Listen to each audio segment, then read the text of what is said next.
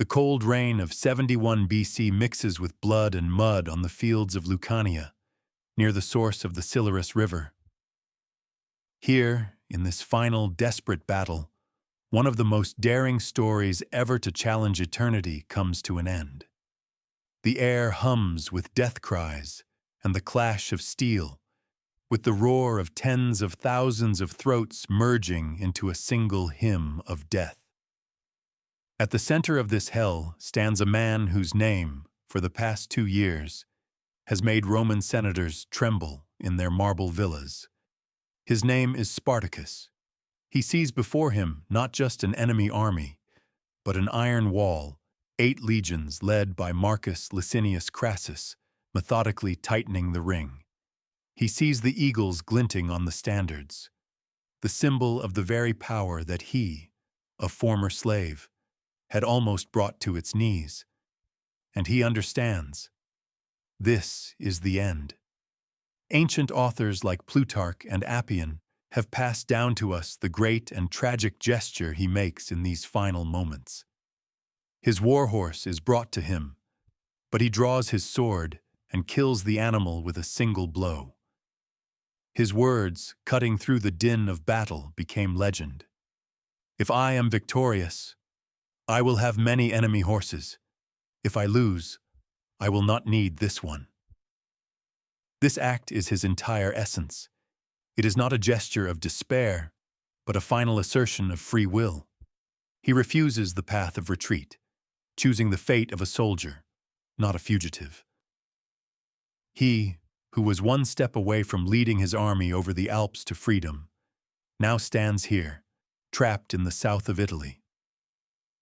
And the main question, hanging in the leaden sky of that day, is why? How did it happen that an army that had crushed 2 consular armies and controlled half the country ended up in this meat grinder? The answer lies not only in the strength of Rome, but in the poison that corrupted the very heart of his rebellion, in a betrayal that came not from behind, but from within the soul of his own people. To understand this tragedy, we must return to the very beginning, to the world that gave birth to this hero, and then dug his grave. To understand the phenomenon of Spartacus, one must first immerse oneself in the atmosphere of the Roman Republic at the end of the 2nd century BC.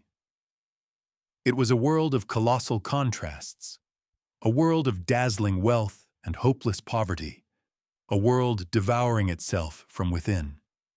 The Republic, while formally remaining a bastion of civil liberties for its chosen sons, had in reality become a ruthless machine of enslavement and exploitation. Its economy, like an insatiable Moloch, demanded a constant influx of new labor, a need met by endless wars of conquest. Historians estimate that by the time of the Spartacus revolt, there were about 2 million slaves in Italy, making up roughly 1/3 of the entire population.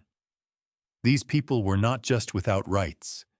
They were talking tools, property whose lives and deaths depended on the whim of a master. They toiled on enormous latifundia that had displaced free farmers, died in quarries and mines, and served as living playthings in the luxurious homes of the aristocracy. And this gigantic, seething cauldron of human suffering was a time bomb planted beneath the very foundations of Roman greatness. Moreover, the political system of Rome itself was deeply sick. The era of civil wars between Gaius Marius and Lucius Cornelius Sulla, which had ended just 10 years before the revolt, left deep scars on the body of society. Proscriptions, mass executions, and property confiscations had become the norm. Power was concentrated in the hands of a narrow oligarchic group of senators who grew rich at the expense of the provinces and the plebeians. Rome itself was overflowing with a marginalized mob, ready to sell its vote for bread and circuses. In this atmosphere of universal cynicism, cruelty, and social stratification, the idea that slaves could rise up seemed laughable. Rome had already faced slave revolts, such as those in Sicily, and had always brutally suppressed them. It was accustomed to seeing slaves as a cowardly and fragmented mass. No one could imagine that from this faceless mass a leader could emerge, capable of turning their despair into organized fury and directing it against their masters. The world was ready for a fire. It was only waiting for someone who dared to strike the match. Who was this man, whose name thundered across the ancient world, becoming both a symbol of hope for the oppressed and a terrifying nightmare for their masters? Historical sources, primarily Plutarch and Appian, give us only fragmented and often contradictory information about his origins. They agree on one thing: he was a Thracian. But this simple definition hides a whole world of speculation. Thrace, a mountainous and warlike country in the northeastern Balkans, was synonymous for the Romans with savagery and an unyielding spirit. The Thracians were famed as desperate warriors, and Rome actively used them as auxiliary troops. One version holds that Spartacus belonged to a noble Thracian family and served in the Roman army, but then deserted, was caught, and sold into slavery for insubordination. This theory would explain his outstanding knowledge of military tactics and strategy, his ability to organize and discipline a motley crowd. He knew the Roman war machine from the inside. He knew its strengths and weaknesses. Another, more romantic version claims he was a chieftain captured during one of Rome's campaigns in his homeland. In this image, he appears not just as a soldier, but as a king in exile, a bearer of innate nobility and leadership qualities. This version turns his personal drama into the tragedy of an entire people enslaved by Rome. But there is a third, most poignant possibility: that he was an ordinary man, whose life before slavery was so insignificant that history simply preserved no record of it. In this case, Spartacus becomes the ideal symbol, a man from nowhere, the embodiment of millions of nameless slaves whose names, families, and pasts were erased by the brand of slavery. His mysterious origin only enhances his myth. He is not burdened by a past. He is the pure incarnation of the will to be free. And this is precisely what made him so dangerous. He was not bound by dynastic or political interests. His only goal was to break the chains, both his own and those of others. The shadow of his unknown past gave him an aura of mystery and power, making people believe he was not just a man, but an instrument of divine retribution. The mystical aura surrounding Spartacus was not just a product of his followers' imagination. As ancient chronicles testify, it accompanied him from the very beginning of his captivity. Plutarch, a Greek biographer who lived a couple of centuries later but drew on earlier sources, recounts one striking story that sounds more like a myth or an omen than a historical fact. When Spartacus was first brought to Rome to be sold, he fell asleep, exhausted from the long journey. As he slept, a serpent slithered up and coiled itself around his face. This sight would have terrified anyone, but not his wife, who was enslaved along with him. She was a Thracian prophetess, a priestess of the cult of Dionysus, and she saw in this event not a threat, but a great sign. She interpreted it as a symbol that great and terrible power awaited her husband, which, however, would lead him to an unfortunate end. This story, regardless of its truthfulness, holds enormous symbolic weight. The serpent in the ancient world was a dual symbol.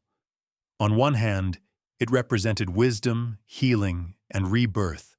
On the other, cunning, danger, and a primal, untamable force. By coiling around Spartacus's face, it seemed to bestow these qualities upon him: the wisdom of a general, the ability to heal the slaves of their bondage, but also a mortal danger to Rome.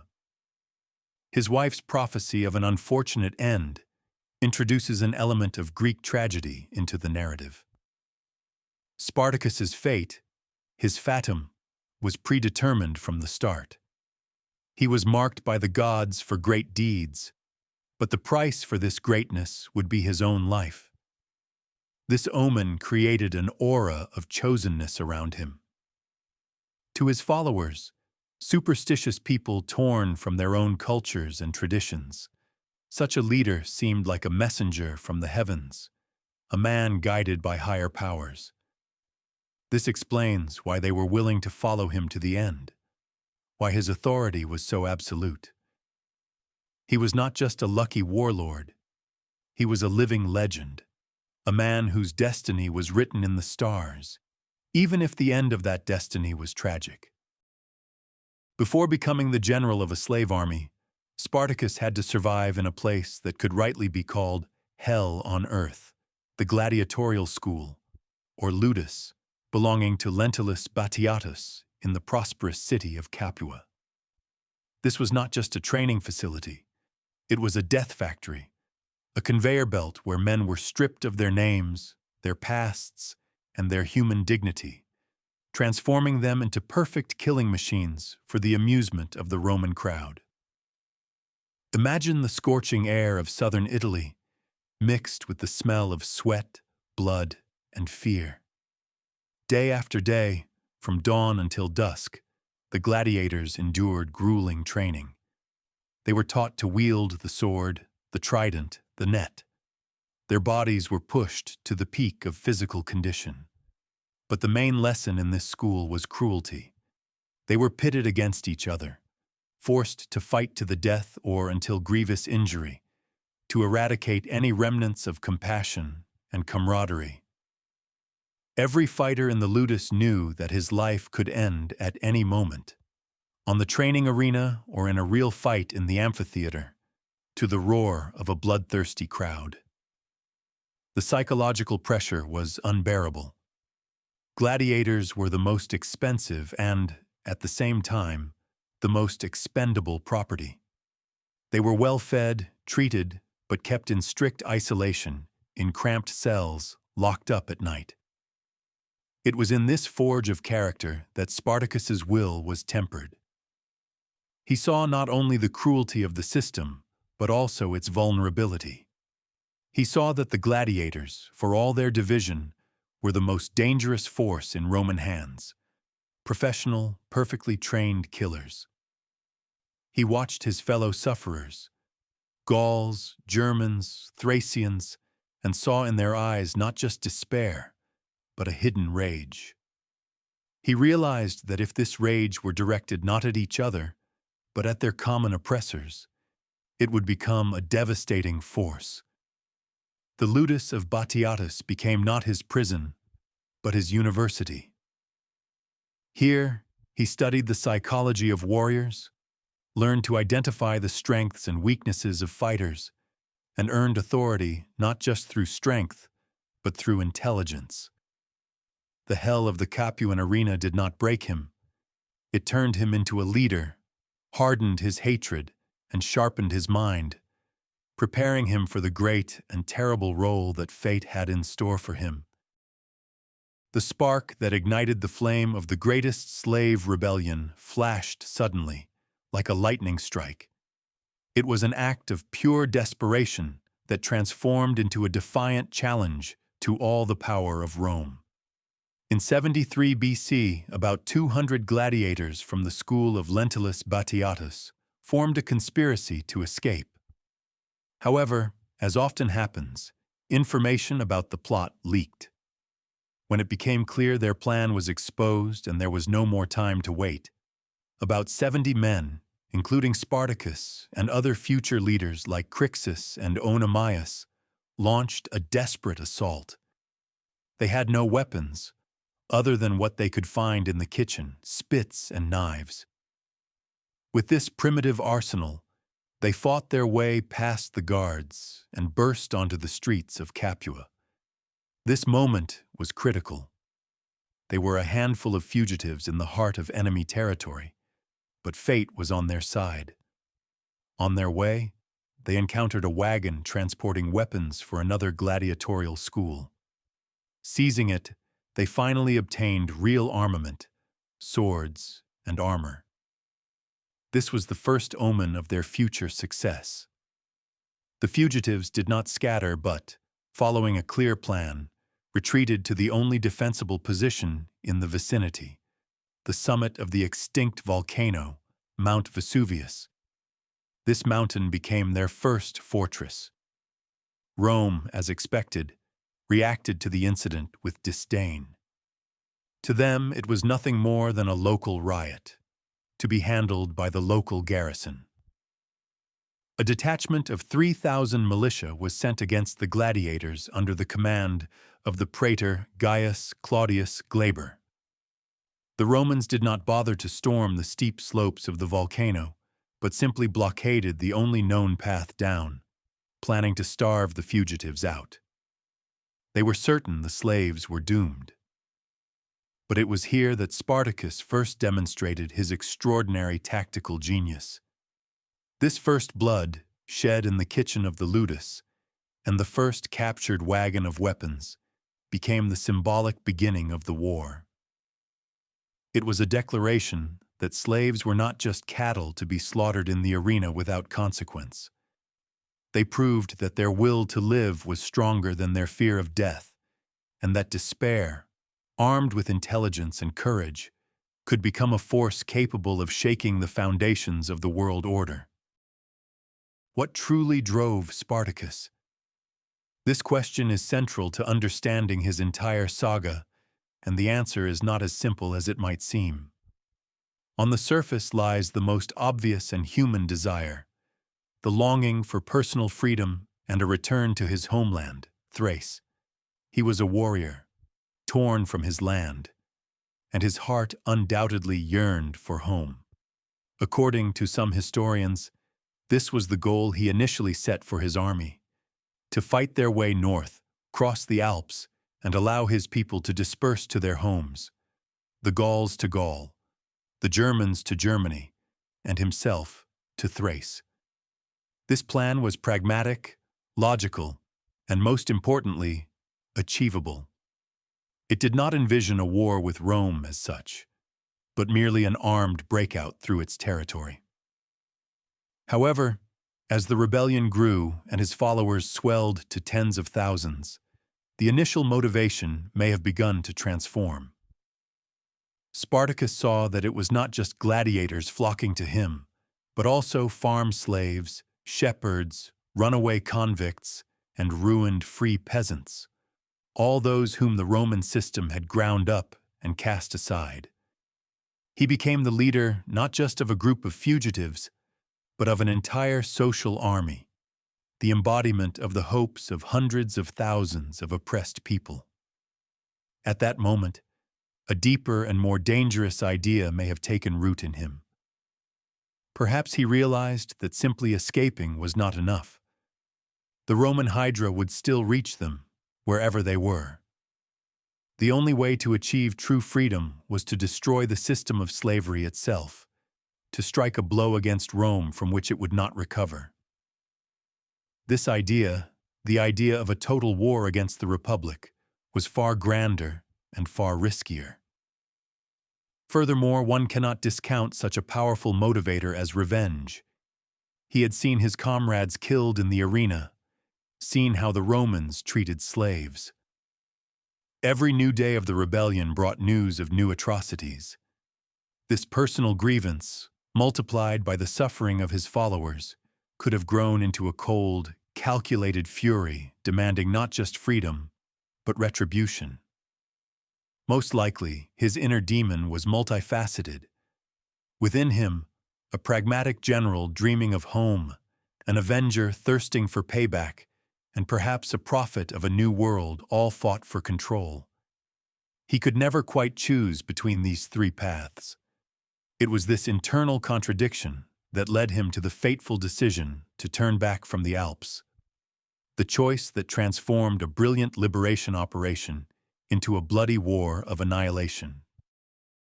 The transformation, of a handful of 70 fugitive gladiators into a vast, disciplined army capable of fighting Roman legions on equal terms is one of the greatest miracles of military history and the chief testament to Spartacus's organizational genius.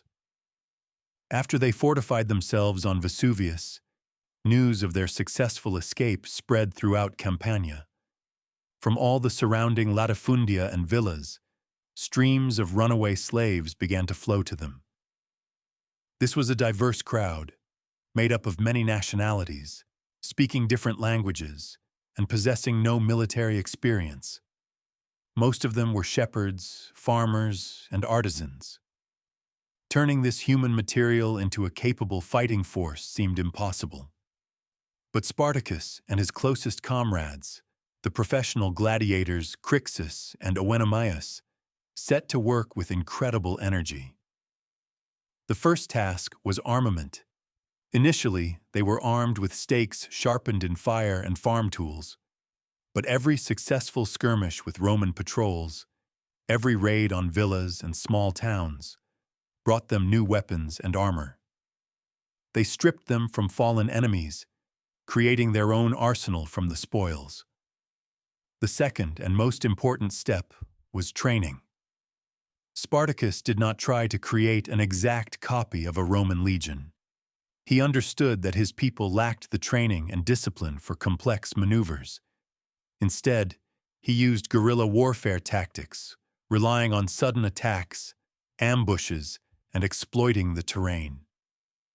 He trained his warriors in the fundamentals of combat, dividing them into small units and placing an experienced gladiator in command of each.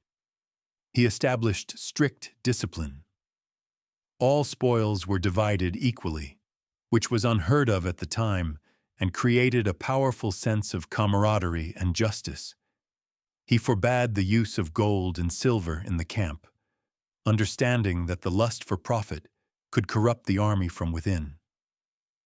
His main weapon was not iron, but an idea. He gave these people, who had been treated as property, something more than weapons. He gave them a purpose, dignity, and hope. He managed to instill in them that they were no longer slaves, but warriors, fighting for their lives and their freedom. It was this ideological work that turned a mob of desperate fugitives into an army of shadows, which soon gained flesh and blood, ready to challenge its former masters. Rome's initial reaction to the rebellion was criminally negligent. The Senate, preoccupied with what it deemed more important matters, the war with Sertorius in Spain and with Mithridates in the east, viewed the riot in Capua as just another local problem, not worthy of serious attention. They sent not professional legions to suppress the revolt, but hastily assembled militia units under the command of praetors, who were more politicians than soldiers. This arrogance cost the Republic dearly. The first victim was the aforementioned Gaius Claudius Glaber, whose 3,000-man detachment was crushed at the foot of Vesuvius. He was followed by the praetor Publius Varinius, who made an even more serious mistake. He divided his forces, allowing Spartacus to defeat them piecemeal. In one of the battles, the slave army captured Varinius's horse, his lictors, and the insignia of praetorian power, a profound humiliation for Rome. These first stunning victories had the effect of an exploding bomb. The news that slaves were not just fighting back, but utterly defeating Roman troops, spread throughout southern Italy. It caused a chain reaction. The rebellion began to spread like wildfire. Now, it wasn't just individual fugitives joining Spartacus, but entire groups of slaves from the latifundia. His army grew exponentially, reaching, by various estimates, a strength of 70 to 120,000 people. This was no longer a gang, but a real force, controlling a significant part of the rural areas of Campania, Lucania, and Apulia. They plundered villas, captured small towns like Nuceria and Metapontum, creating their own alternative power in the territory of Italy. For Rome, this was a shock. Panic gripped the city. Food prices soared as supplies from the southern regions were cut off. Wealthy slave owners fled their villas in terror. For the first time since Hannibal's invasion, the enemy was not in some distant province, but at their very doorstep, in the heart of the Republic. What had begun as a minor skirmish had turned into a full-scale war, which became known as the Third Servile War. And Rome finally realized that the enemy it had created and nurtured with its own cruelty was far more terrifying than any foreign foe. The episode on Vesuvius is forever etched in the annals of military history as an example of brilliant tactical thinking and audacity. It not only saved the fledgling rebellion from certain doom, but also demonstrated to the world that the slave army was commanded not just by a desperate, brave man, but by a true military genius. After the praetor Gaius Claudius Glaber blockaded the only known path down the volcano, the fugitives' position seemed utterly hopeless. They were trapped. Roman soldiers in front, sheer cliffs and a chasm behind. Starvation, hunger, and thirst were expected to do their work within a few days. Anyone else in Spartacus's place would have either surrendered or launched a suicidal attack on the Roman fortifications. But Spartacus saw an opportunity where others saw only death. He noticed the wild vines growing in abundance on the slopes of Vesuvius. He ordered his men to weave long, sturdy ladders from these flexible and strong vines. Then, under the cover of night, as the Romans, confident in their victory, let down their guard, the unprecedentedly bold descent began. One by one, in complete silence, the gladiators and slaves climbed down the sheer cliff face using these improvised ladders, a path the Romans had considered absolutely impassable. They outflanked the Roman camp from the rear, appearing where no one expected them. The attack was sudden and devastating. The Roman militiamen, caught completely by surprise, were unable to offer any organized resistance. Their camp was overrun, and their army was utterly destroyed. This victory had immense psychological significance. It humiliated the proud Romans, showing that their standard methods of warfare were powerless against the unconventional thinking of their adversary. For Spartacus's followers, it was a true miracle, a confirmation that their leader was under the protection of the gods. He didn't just save them. He did it with elegance and genius, turning certain defeat into a triumphal victory. This episode became the hallmark of Spartacus the general. He proved that his greatest weapon was not the sword, but the mind, the ability to see the battlefield differently than his opponents, and to find a way out of even the most hopeless situations. It was this ability that allowed him to outwit the best armies of the mighty Republic for so long. The fate of the rebellion was inextricably linked to two figures who became the poles of this drama, two forces whose collision defined its tragic finale. On one side was Crassus, one of Spartacus's closest comrades from the first days of the revolt. He was a Gaul, which largely defined his character and goals. Crassus was the embodiment of untamable fury and primal strength. He was a magnificent fighter, brave to the point of recklessness, and held enormous authority among the Gauls and Germans, who made up a significant part of the slave army. But his bravery was not backed by strategic thinking. His main goal was not freedom as such, but revenge.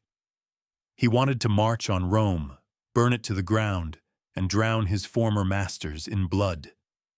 He personified the part of the rebellion driven purely by hatred and a thirst for destruction. His tactics were simple: attack head-on, regardless of losses. This approach was diametrically opposed to the cautious and calculated strategy of Spartacus, who understood that a direct confrontation with Rome was suicide. At the other pole was Marcus Licinius Crassus, the richest man in Rome, whose fortune was built on speculation during Sulla's proscriptions. Crassus was the complete opposite of the amateur aristocrats Rome had previously sent against Spartacus.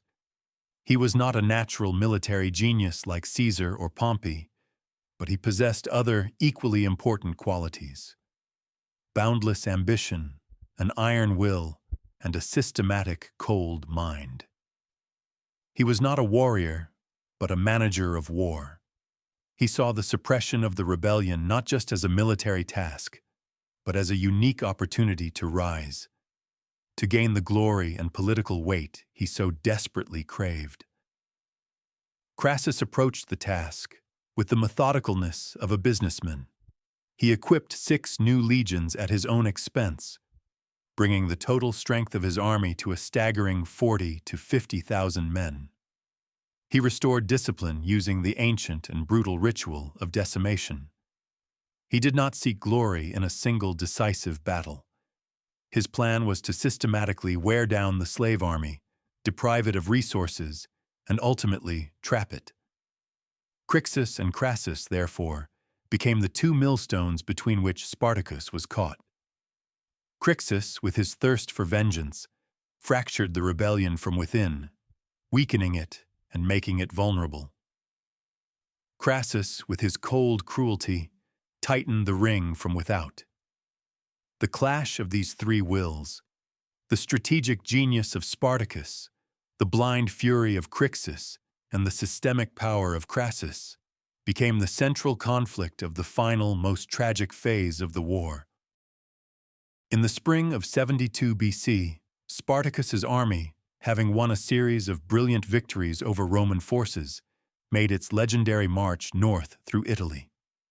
Their goal seemed clear and achievable: to cross the Alps. This mountain range was not just a geographical obstacle to them, but a symbolic border between slavery and freedom. Beyond the Alps lay the lands of Gaul and Germany, the homelands of a large portion of his warriors. By crossing the mountains, they could have dispersed, disappeared, and dissolved among their own tribes. The rebellion would have achieved its main goal: liberation, and they almost did it. They reached Mutina, modern Modena, where they inflicted a crushing defeat on the legions of Gaius Cassius Longinus, the governor of Cisalpine Gaul. The path was open. Before them lay the snow-covered peaks, and beyond them, freedom. And at that very moment, at the height of his triumph, Spartacus makes the most mysterious and fatal decision of the entire war. He turns his army back to the south. Why? Historians still debate this. Plutarch and Appian offer several versions. According to one, Spartacus himself wanted to leave, but his army, drunk on victory and the prospect of rich plunder, refused to obey him. The soldiers, former slaves, did not want to leave empty-handed. They wanted to march on Rome, to take revenge and sack the city that symbolized their suffering. In this version, Spartacus became a hostage of his own army, a general who had lost control of his troops. According to another version, the decision was made by Spartacus himself. Perhaps he succumbed to dizziness from success, believing he was capable of more than just escaping. He might have decided that defeating 2 consular armies and a governor's army gave him a chance to fight for power in Italy itself, or even to capture Rome. This would have been an act of incredible arrogance, or hubris as the Greeks called it, a challenge thrown at fate, which in classic tragedy always ends in the hero's demise. Regardless of the true reasons, this turn was the point of no return. The decision to abandon a real chance of salvation for the ghostly dream of total victory or revenge was a strategic blunder that nullified all their previous achievements. They voluntarily returned to the cage from which they had fought so hard to escape. This crossroads of fate clearly demonstrates the central paradox of the rebellion. The desire for freedom clashed with the thirst for vengeance and plunder, and the latter, unfortunately, proved stronger. After the fateful turn to the south, Spartacus's army was at the zenith of its power. In a year of war, they had made an incredible journey from a handful of fugitives to a massive force before which all of Italy trembled. They had defeated 4 Roman armies, commanded by 2 praetors and 2 consuls. They had swept through the entire Apennine Peninsula with fire and sword, from Campania to the foot of the Alps. They controlled vast territories, held the lines of communication, and inspired such terror that the Senate and people of Rome were in a state bordering on panic. This moment was the peak of glory for the rebellious slaves, but it also contained the seeds of the coming catastrophe. It was during this period, many historians believe, that a psychological shift occurred, which can be described as the moment of hubris. The intoxication from a string of incredible victories went to the heads not only of the rank-and-file soldiers but perhaps of some of their leaders as well. They began to feel that they were invincible, that the gods were on their side, and that Rome itself, that Colossus with feet of clay, was about to fall at their feet. The illusion of omnipotence is the most dangerous enemy of any army. It leads to negligence, to underestimating the enemy, and to making reckless decisions. Instead of consolidating their gains or making another attempt to leave Italy, the slave army turned into a vast nomadic camp, moving through the country, plundering and destroying, but without a clear strategic goal.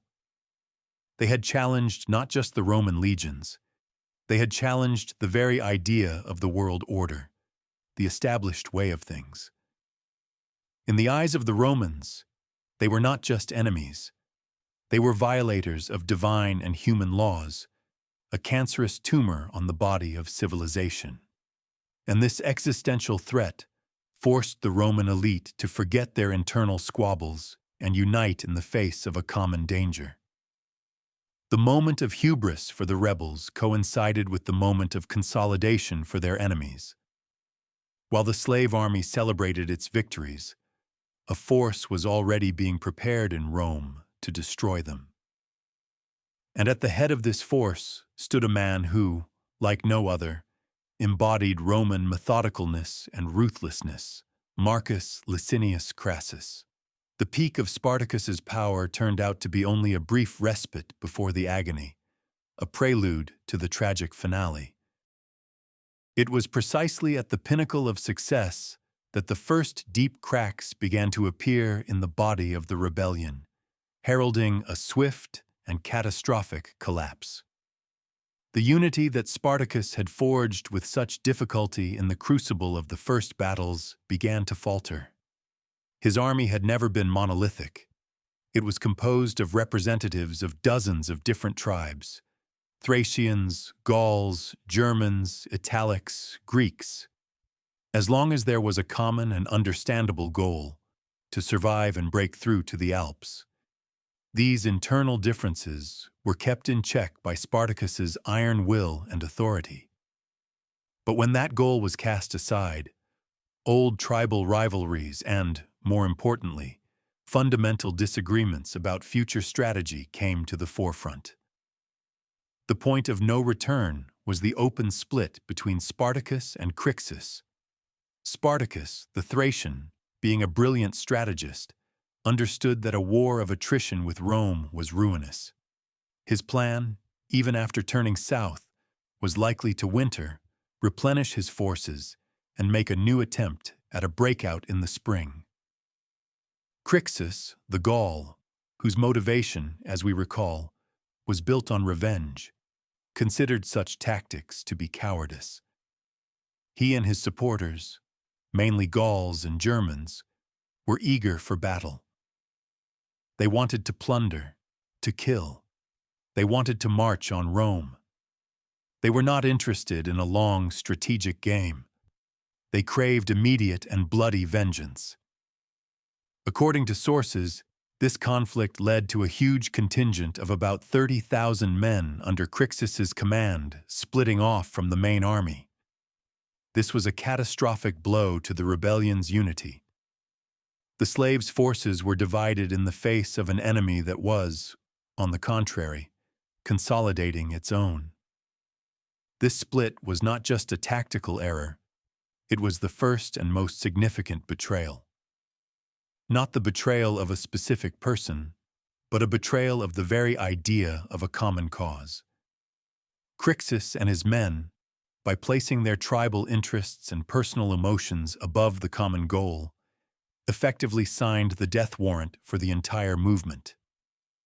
They demonstrated that even a shared past of slavery and a common fight for freedom could not overcome their internal contradictions. Spartacus was left with the main part of the army, but he had lost a third of his warriors. And worse, he saw that the centrifugal forces within his movement were becoming uncontrollable. The storm that would destroy them all was already gathering on the horizon. The death of Crassus was a fatal act that not only weakened the slave army, but also triggered a chain reaction of violence, showing how the cruelty of the system infects those who fight against it. After separating from Spartacus's main forces, Crassus's 30,000-strong army moved through southern Italy, spreading panic and destruction.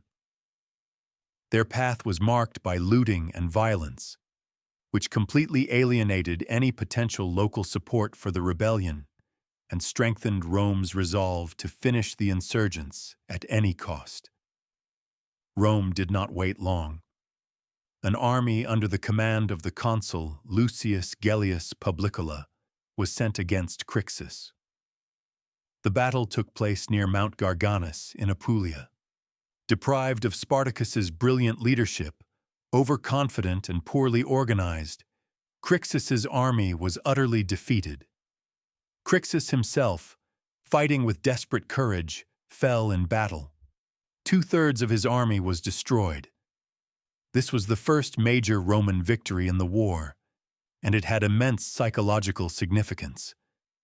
But Spartacus's reaction to the death of his former comrade in arms was unexpected and horrifying.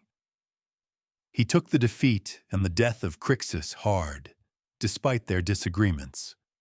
To honor his memory, he staged something unimaginable: funeral games in the Roman style, but with a monstrous difference. He forced 300, according to other sources, 400, high-ranking Roman prisoners to fight to the death as gladiators. Those who, just yesterday, had watched the deaths of slaves in the arena with pleasure, now found themselves in the role of victims, forced to kill each other for the amusement of their former slaves. This act was a mirror image of Roman cruelty. On the one hand, it demonstrated how deeply the system had corrupted the souls of its victims, forcing them to adopt its most repulsive features. Spartacus, who fought against inhumanity, had himself committed an act of extreme inhumanity. On the other hand, it was a powerful symbolic gesture. He showed Rome that the slaves would no longer be submissive victims. They were ready to answer terror with terror, humiliation with humiliation. However, this fatal act also had tragic consequences. It definitively pushed the war into a phase of total annihilation. After this, there could be no talk of mercy or negotiation. Rome had to either destroy the rebels or be destroyed by them. The scales, upon which the fate of tens of thousands rested, were tipping inexorably toward a bloody conclusion. The defeat of Crassus and the brutal funeral games staged by Spartacus were the last straw for Rome. The Senate finally recognized the full scale of the threat and understood that half measures would not suffice. The consular armies of Gellius and Lentulus, though victorious over Crassus, had acted indecisively and even suffered several defeats against Spartacus's main forces. A new commander was needed, vested with extraordinary powers, a man of immense wealth and iron will, ready to take full responsibility. And such a man was found. It was Marcus Licinius Crassus. He was the ideal candidate. He was a praetor, possessed military experience gained under Sulla, and most importantly, he desperately craved glory. Crassus envied the military successes of his main rival, Gnaeus Pompey, who was fighting in Spain at the time, and saw the war with Spartacus as his chance to equal him. Having received supreme command from the Senate, Crassus immediately set to work with an energy and methodicalness that distinguished him from his predecessors. He took command of the demoralized consular legions and added 6 new ones, which he equipped at his own expense. His army reached an impressive size of 10 legions, about 50,000 battle-hardened soldiers. He understood that the main problem with the Roman troops was their lack of discipline and their fear of the slave army. And he solved this problem in the most radical and brutal way. The wolf was on the hunt, and this was a special kind of wolf, cold, calculating, and incredibly patient. Crassus had no intention of rushing into a frontal assault like his predecessors. His strategy was different. He began a systematic pursuit of Spartacus's army, avoiding a general battle but constantly inflicting small blows, wearing down the enemy, cutting off their food supplies, and sealing off potential sources of reinforcement. He turned the war into a chess game where he, with his inexhaustible resources, slowly but surely cornered the enemy king. With the arrival of Crassus, the character of the war changed radically. The wild, desperate, carnival-like war waged by the slaves was over. A war of total annihilation began. A war of resources and nerves, and in this war, Spartacus, deprived of a rear and supply lines, had almost no chance. One of Crassus's first and most revealing acts as commander was the restoration of military discipline through the horrifying procedure known as decimation. This ancient and barbaric ritual had not been used in the Roman army for many years and was considered an extreme measure. Faced with cowardice and insubordination in the legions handed over to him by the consuls, Crassus decided to teach his soldiers a lesson they would never forget. After one unsuccessful battle, in which cohorts under the command of his legate Mummius were defeated by Spartacus, Crassus ordered a decimation. The entire disgraced unit was divided into groups of 10. Each group drew lots, and the one on whom the lot fell was beaten to death by his own 9 comrades. This exemplary execution of 500 soldiers had a monstrous effect. Crassus showed that he was more terrifying than the enemy. He instilled in his legionaries that death at the hands of the enemy on the battlefield was preferable to a disgraceful death at the hands of their own comrades. The fear of Spartacus was replaced by a sheer terror of their own general. From that moment, the Roman army was transformed. It became a ruthless and perfectly controlled death machine, ready to carry out any order, even the most suicidal. The psychological warfare waged by Crassus was aimed not only at his own soldiers, but also at the enemy. News of the decimation undoubtedly reached the slave camp. They understood that they were now facing not a self-satisfied aristocracy, but a cold and systemic cruelty, embodied in one man. Crassus spoke to them in the only language he believed they could understand, the language of terror. He countered their fury with his cold will, their desire for freedom with his thirst for power. This measure, however brutal, proved to be extremely effective. Crassus stabilized his troops and seized the initiative in the war. He began to slowly but inexorably push Spartacus to the south of Italy, toward the very trap that would become the end of the Great Rebellion. The terror of decimation was the prologue to the final act of the tragedy. By the end of 72 BC, After months of grueling pursuit, Crassus managed to execute his strategic plan. He cornered Spartacus's army, weakened by constant skirmishes and internal discord, in the southernmost part of the Apennine Peninsula, in the region of Bruttium, the toe of the Italian boot. This area, surrounded by sea on three sides, was a perfect natural trap. To turn it into a true prison, Crassus undertook a massive engineering project. Across the narrowest isthmus, from one sea to the other, his legionaries dug an enormous ditch, over 55 kilometers long and about 4.5 meters wide and deep. Along the ditch, a formidable wall was erected, fortified with a palisade and watchtowers. It was a titanic structure, built in record time by tens of thousands of soldiers. It became the physical embodiment of the slave army's hopeless situation. Their world had shrunk to this small peninsula. They were cut off from the rest of Italy, deprived of the ability to get food or reinforcements. Crassus did not intend to storm their camp and risk his men. His plan was simple and cruel: to wait until hunger, cold, and despair did their work. This wall was not just a military fortification, it was a powerful psychological weapon. Every day, looking at this insurmountable obstacle, the rebellious slaves had to realize the futility of their position.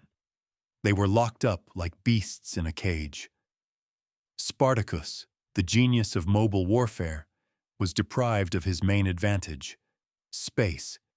He could no longer evade battle, could no longer conduct surprise raids.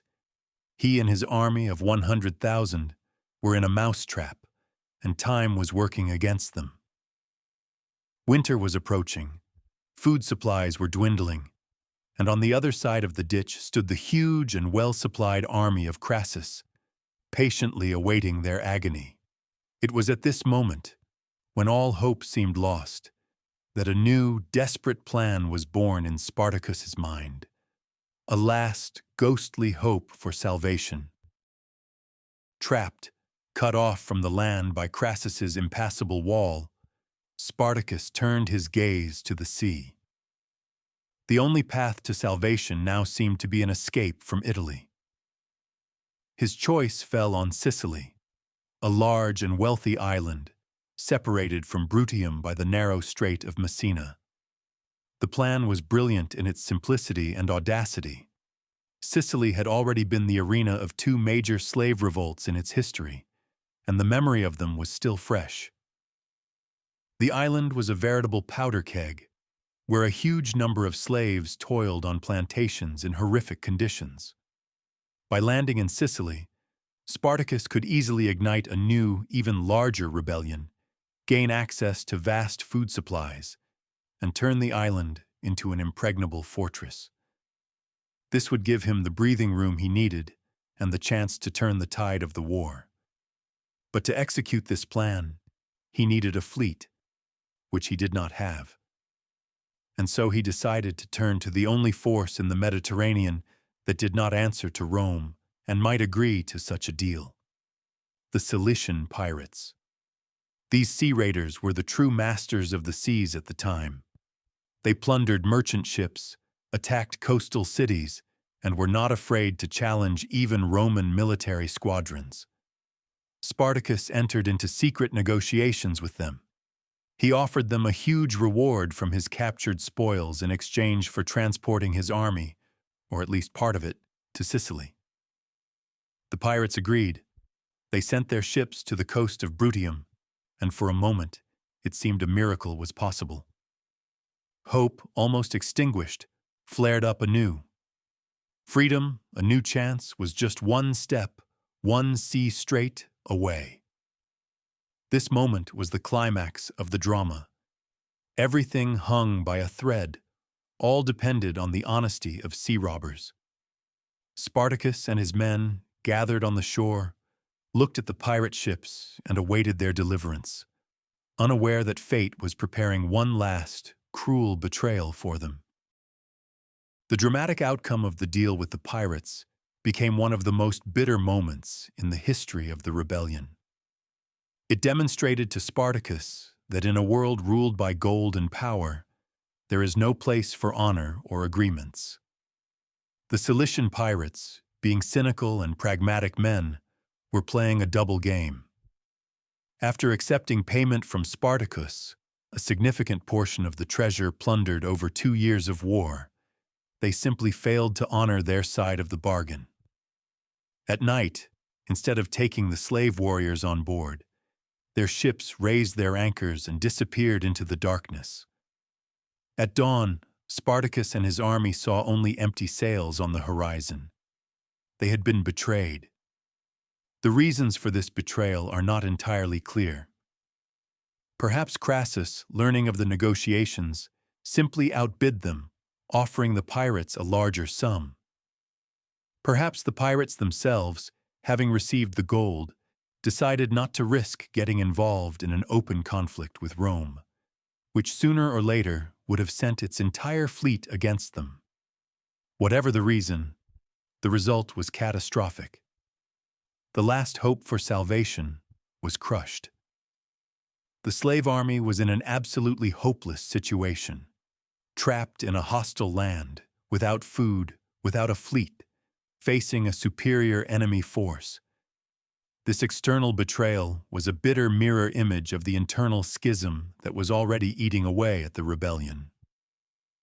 If before they were betrayed by their own comrades, blinded by a thirst for revenge, now they were betrayed by those they considered potential allies. This blow was terrible not only tactically, but psychologically. It showed the rebels that they were completely alone in this world. No one would come to their aid. They were outcasts, pariahs, whose fate mattered to no one. The morale of the army, already undermined by hunger and cold, plummeted. But it was in this moment of complete desperation that Spartacus once again showed his indomitable will. He did not let his people sink into apathy. If they could not sail away, they would have to break through. And he began to prepare his army for one last, suicidal push, an assault on Crassus's impenetrable wall.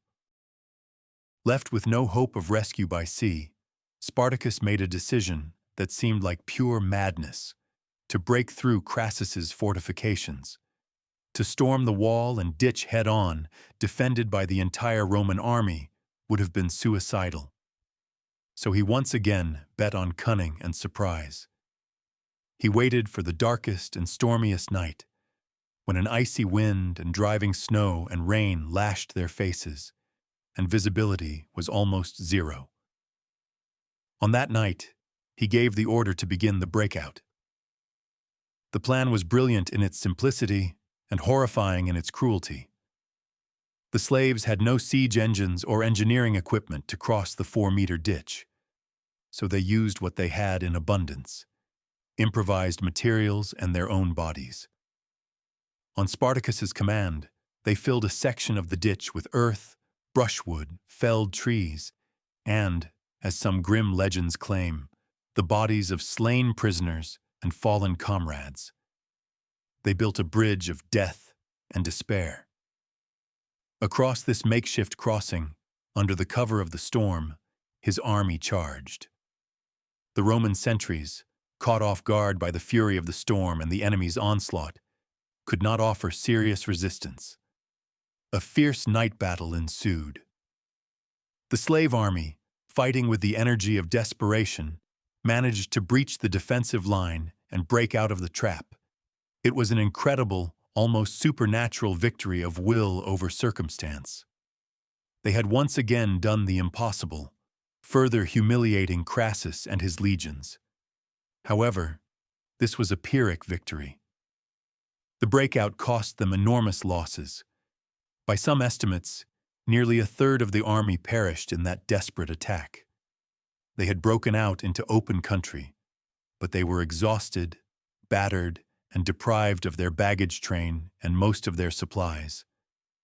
They were free, but their freedom was that of a dying man who has taken one last ragged breath. This breakout through the wall was the last great feat of Spartacus's army, the last flash of a dying flame. It demonstrated their unbending spirit, but at the same time, it exhausted their last strength, bringing the inevitable and tragic end ever closer. Even after the heroic breakout from the Bruttian trap, the agony of the rebellion continued. Instead of uniting in the face of mortal danger, the slave army, like a severely wounded organism, began to disintegrate. The internal contradictions, which had been temporarily suppressed by the common goal of escaping the trap, flared up with new, destructive force. The second and final split occurred. A significant part of the army, consisting mainly of Gauls and Germans under the command of Gannicus and Castus, once again separated from Spartacus's main forces.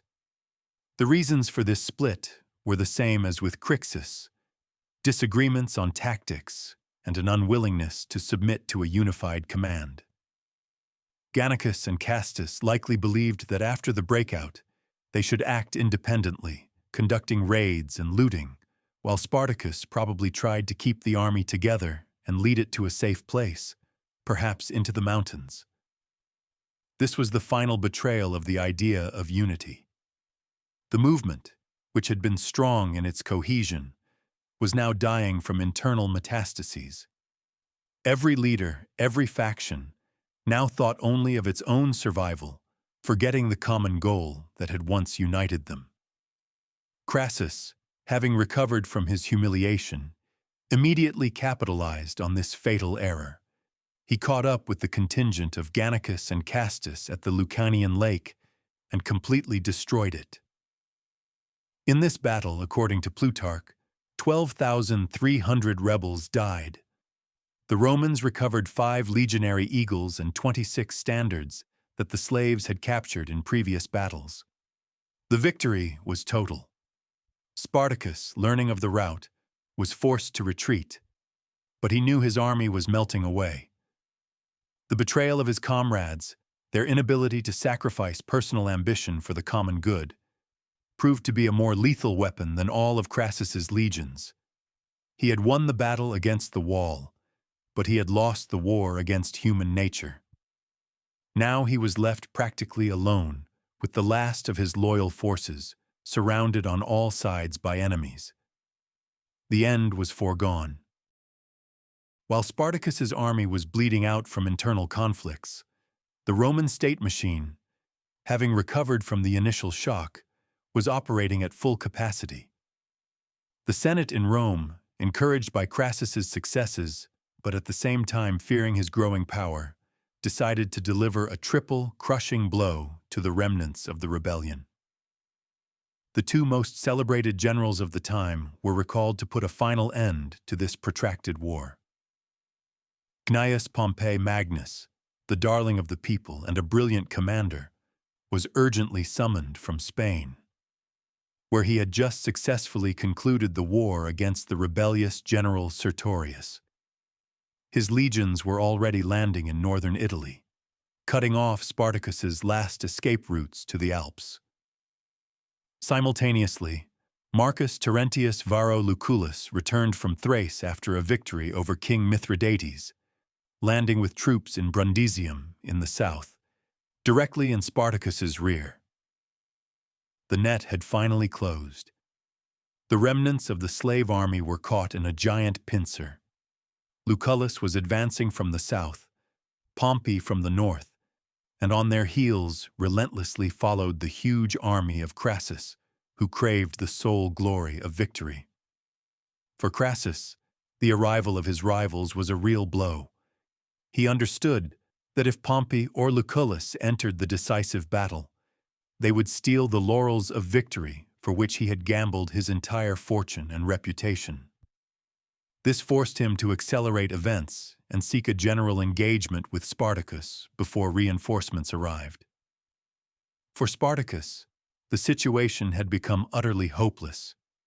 He was in a strategic dead end, surrounded by 3 Roman armies, each of which individually outnumbered his weakened forces. There was nowhere left to run. Any maneuver led either into the jaws of Crassus, Pompey, or Lucullus. Rome had thrown its entire might at him, all its best generals and all its resources. The small spark that had ignited in Capua had grown into a universal fire, and now all the forces of the old world were summoned to extinguish it. In this desperate, hopeless situation, trapped between three Roman armies, Spartacus displayed his last, greatest quality: courage in the face of the inevitable. He understood that the game was over.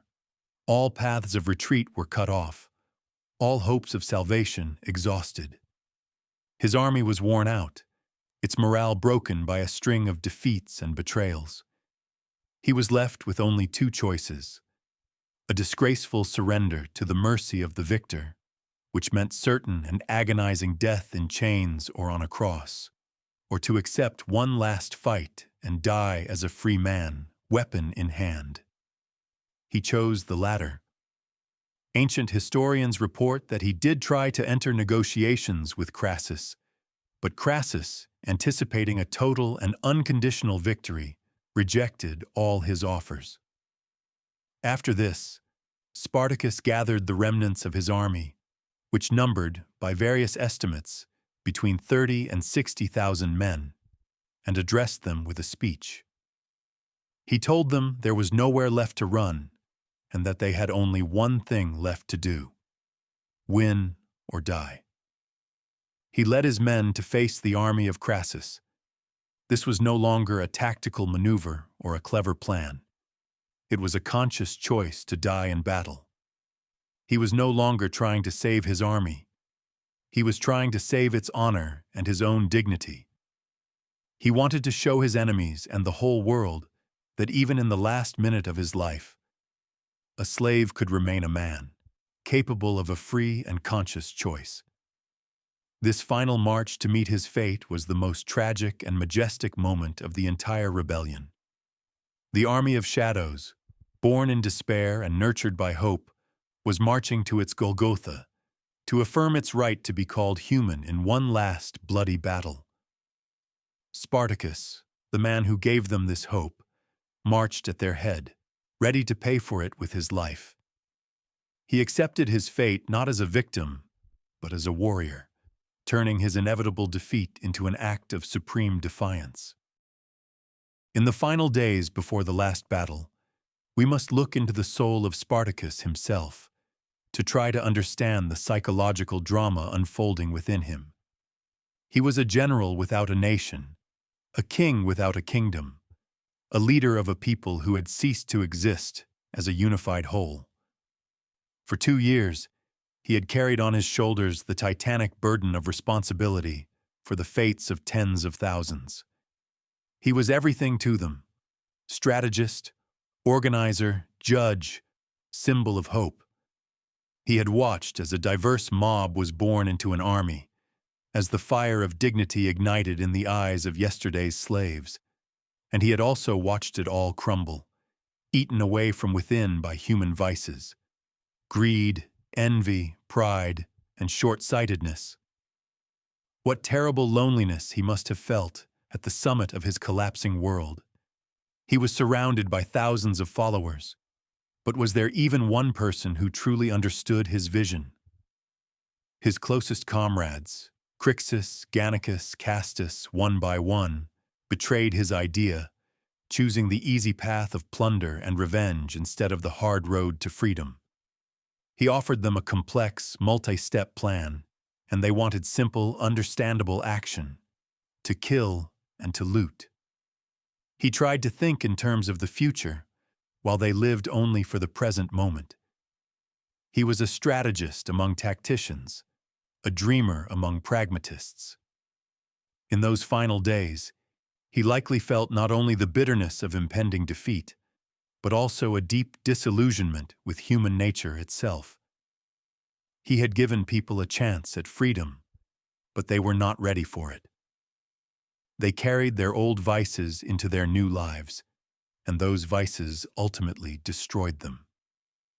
He fought not only against Rome, but against the slavery within the souls of his own people, and this second battle he lost.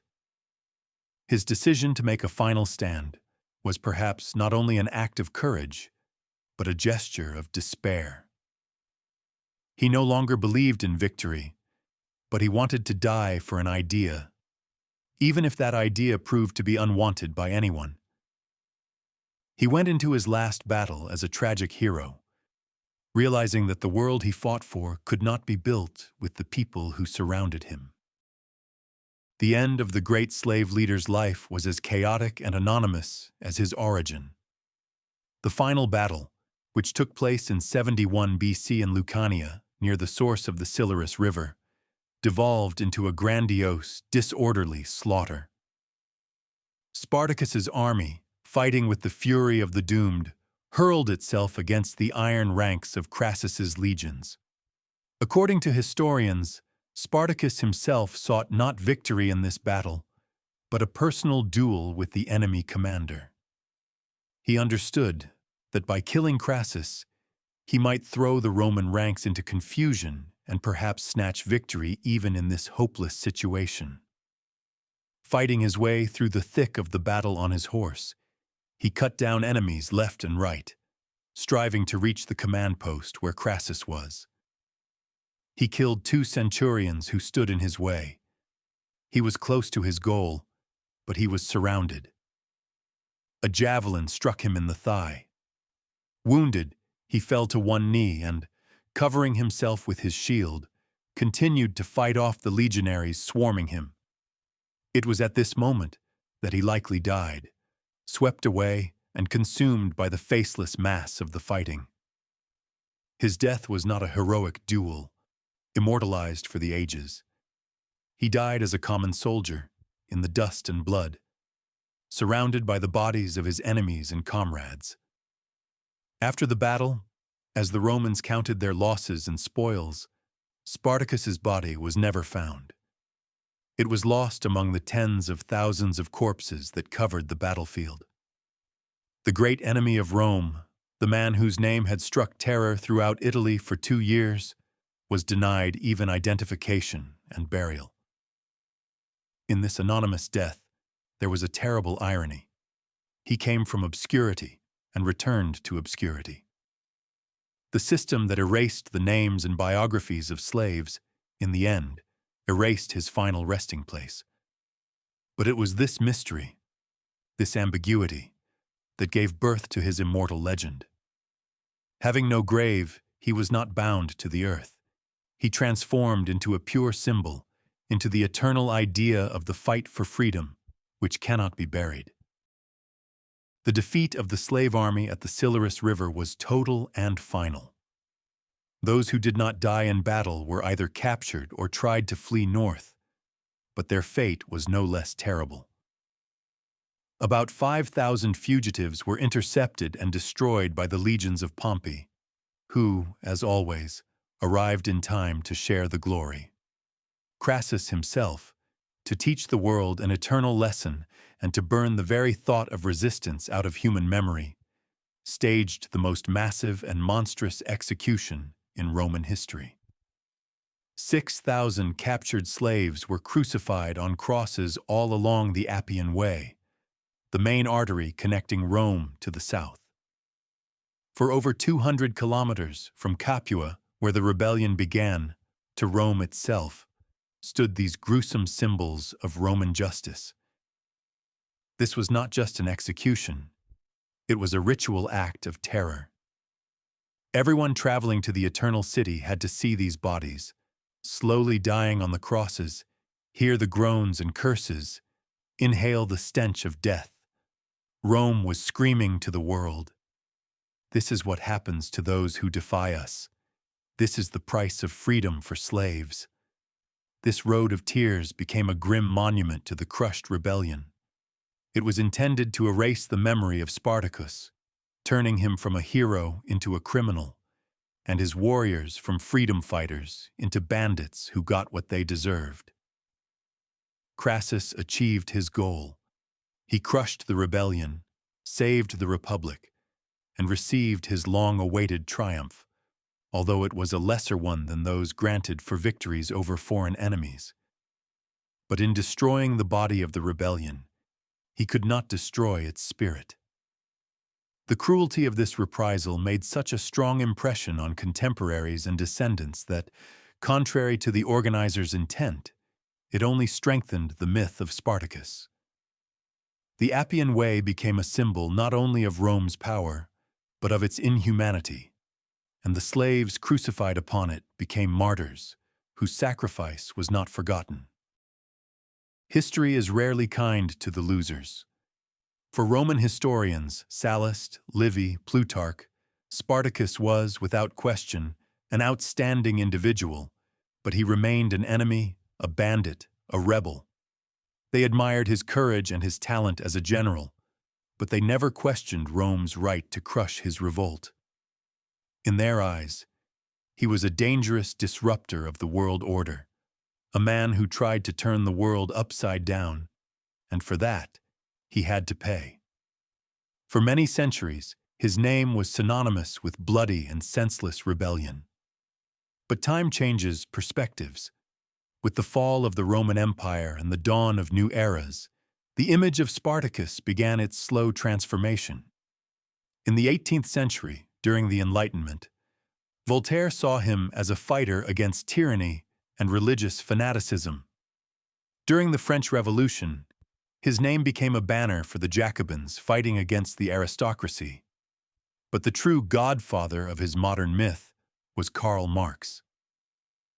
In one of his letters, he called Spartacus the most splendid fellow that all of ancient history has to show, a true representative of the ancient proletariat. From that moment, Spartacus was firmly enshrined in the pantheon of revolutionary heroes. For socialists and communists around the world, he became a symbol of class struggle, the first proletarian to raise the banner of revolt against the exploiters. This image was seized upon by 20th century mass culture. The novel by Raffaello Giovagnoli, and later the famous Hollywood film by Stanley Kubrick starring Kirk Douglas, definitively cemented his status as a universal hero, a fighter for freedom and human dignity. His real story, with all its complexities and contradictions, faded into the background, giving way to a powerful and inspiring myth. Thus, Spartacus lived two lives, one, short and tragic, as the leader of the greatest slave rebellion, and a second, eternal one, in the memory of humanity, as the immortal symbol of hope for all the oppressed. So, who betrayed Spartacus when he was just one step away from freedom? The answer to this central question, embedded in the very essence of his tragedy, is complex and layered, and it cannot be reduced to a single name or a single act. Spartacus was not betrayed by a specific person, not by a Judas stabbing him in the back. He was betrayed by the very nature of his movement, by its internal, irresolvable contradictions. First, he was betrayed by Crassus, the Gallic chieftain, blinded by a thirst for revenge and plunder, could not rise to Spartacus's level of strategic thinking. By splitting from the main army, he betrayed the first rule of any war: unity. He placed his emotions and ambitions above the common goal, and he paid for it with his life and the lives of 30,000 of his warriors. Second, he was betrayed by Gannicus and Castus, who repeated Crassus's fatal mistake at the most critical moment, after the breakout from the Bruttium trap. Their departure was the final nail in the coffin of the rebellion. Third, he was betrayed by the Cilician pirates, who demonstrated that in a cynical world of power and money, there is no room for allies, only temporary fellow travelers ready to sell you for a handful of gold. But the most important and deepest betrayal was different. Spartacus was betrayed by his own army, or rather, by the part of it that could never overcome the psychology of a slave. They rebelled to become free, but they understood freedom in very different ways. For Spartacus, freedom was a destination, a distant land beyond the Alps, a new society based on justice. For many of his followers, freedom was merely the opportunity to trade places with their masters, to rob, rape, and kill. They did not want to build a new world. They wanted to destroy the old one. They failed to understand that freedom is not just about rights, but also about the heaviest responsibility. One step from their goal, at the foot of the Alps, they chose not the hard road to freedom, but the easy path back, toward revenge and plunder. And in that sense, Spartacus was betrayed not by an army, but by the dream itself, which proved too complex and lofty for people whose souls had been mutilated by centuries of bondage. He was a genius who was ahead of his time and his people, and in that lay his greatest tragedy. The story of Spartacus, echoing through millennia, is not just a thrilling tale of a slave revolt. It is an eternal parable about the nature of power, freedom, and human nature. It leaves us with deep and uncomfortable questions that remain relevant today. What is truly more dangerous to any great endeavor? A powerful external enemy, or the internal division born of ambition, envy, and short-sightedness? Rome, with all its military might, could not defeat Spartacus's army for 2 years, as long as it was united. But the moment discord began, it was doomed. This story is a dire warning to any movement, any nation, any group of people united by a common goal. Your greatest enemy is not outside, but within. The lesson of Spartacus also lies in the tragic paradox of the struggle itself. Can one fight a monster without becoming a monster? By staging gladiatorial games between Roman prisoners, Spartacus, the fighter against inhumanity, himself committed an inhuman act, using the weapons of his oppressors. This is the eternal dilemma of ends and means, of the fine line where a fight for liberation turns into a bloody slaughter, no different from the tyranny it seeks to overthrow. And finally, the story of Spartacus is a meditation on the very essence of freedom. Is freedom merely the absence of chains? Or is it something more, a state of mind, a capacity for self-discipline, responsibility, and the building of a new world, not just the destruction of the old? The slave army gained physical freedom, but they could not handle it, finding themselves captive to their own passions. Their tragedy reminds us that the path from slavery is not a sprint, but a marathon, and its most difficult leg is the journey to liberate one's own mind. The bloody dawn over the Silurus River, where the never-found Spartacus died, extinguished the flame of the rebellion.